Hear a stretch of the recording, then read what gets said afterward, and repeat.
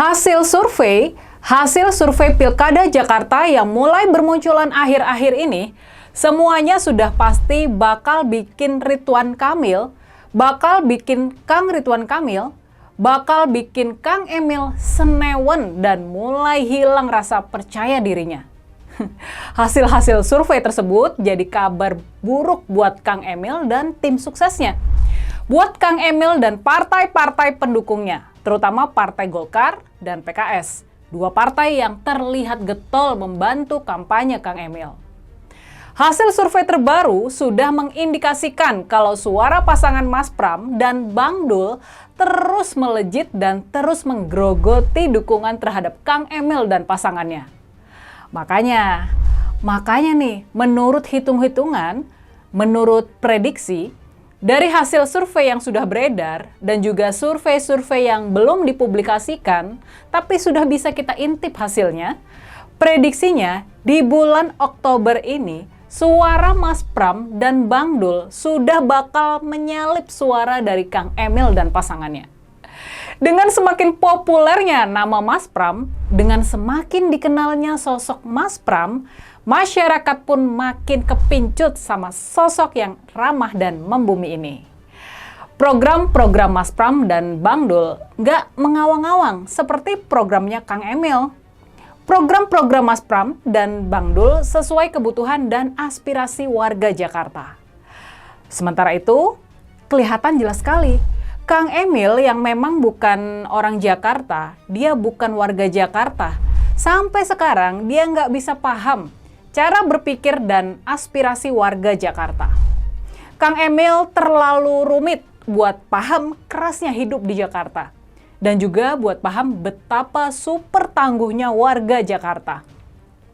Nah, makin kesini sudah semakin jelas kalau Kang Emil yang punya latar belakang sebagai arsitek, dia bukan orang yang tepat buat mimpin Jakarta yang demikian beragam masyarakatnya. Makanya nih, kegamangan Kang Emil, kegagalan dia dalam menghayati kehidupan warga Jakarta ini, sekarang itu mulai tercermin di hasil survei-survei. Kepercayaan publik Jakarta sama Kang Emil dan pasangannya terus merosot. Sementara itu harapan publik sama Mas Pram dan Bang Dul terus meningkat. Kalau tren ini terus berlanjut, kalau trennya terus seperti ini, kita boleh percaya Mas Pram dan Bang Dul bakal menang Pilkada Jakarta dalam satu putaran. Mereka bisa menang dalam satu putaran saja. Makin seru nggak sih? Jangan lupa like dan komentar kalian.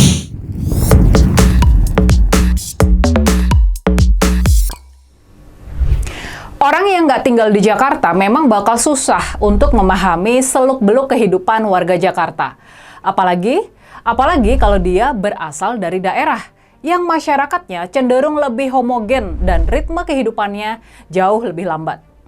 Dalam memahami sumber stres warga Jakarta misalnya, soal ini saja, Kang Emil jelas terlihat gagal pahamnya.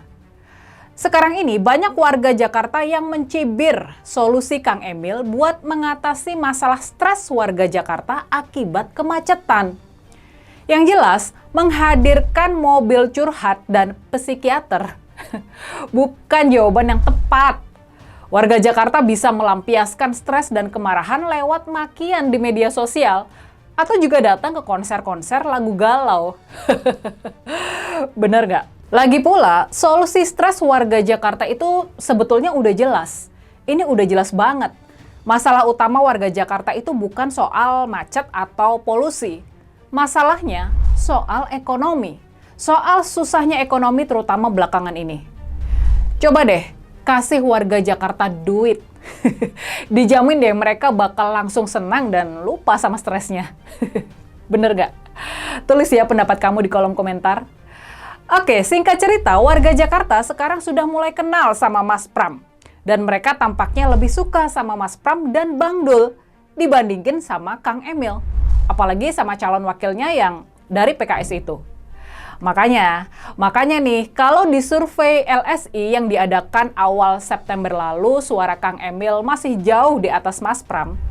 Angkanya di atas 50%, sementara Mas Pram baru 28%. Sekarang di survei terbaru yang dilakukan oleh Poltreking, angka Mas Pram sudah melewati 30%. Sementara itu Kang Emil turun ke angka 40-an%. Dia sudah nggak bisa menang dalam satu putaran lagi. Makanya sekarang sepertinya memang sudah waktunya Kang Emil dan tim suksesnya buat panik. Mungkin sudah waktunya juga buat mereka ganti strategi. Dari yang semula lebih banyak mengikuti apa saja yang dilakukan oleh Mas Pram, sekarang mungkin memang sudah waktunya buat mulai menyerang. Makanya kita nggak perlu heran. Sekarang kita bisa melihat mulai berseliweran isu-isu yang menyerang Mas Pram, terutama yang berkaitan sama agama. Sampai-sampai ada juga pertanyaan yang beredar di masyarakat soal agama dari Mas Pram. Tentu saja, sudah pasti kita nggak boleh terpancing sama strategi yang lagi-lagi mulai bawa-bawa soal agama ini. Kita nggak boleh terpancing buat ikut-ikutan memecah belah masyarakat.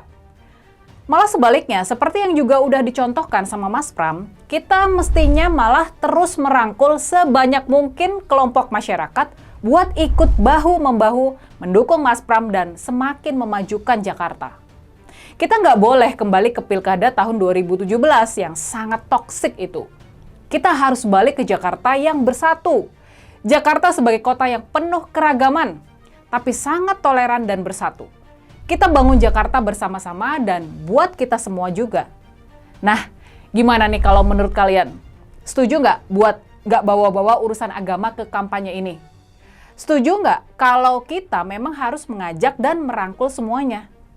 Setuju buat membangun Jakarta bersama-sama dan buat kita semua? Setuju dukung Mas Pram dan Bang Dul buat memimpin kita semua? Ayo kita bikin Jakarta bangga dan kita jadikan Jakarta membanggakan lagi. Warga Jakarta adalah warga yang tangguh karena sudah sangat tertempa sama kerasnya kehidupan.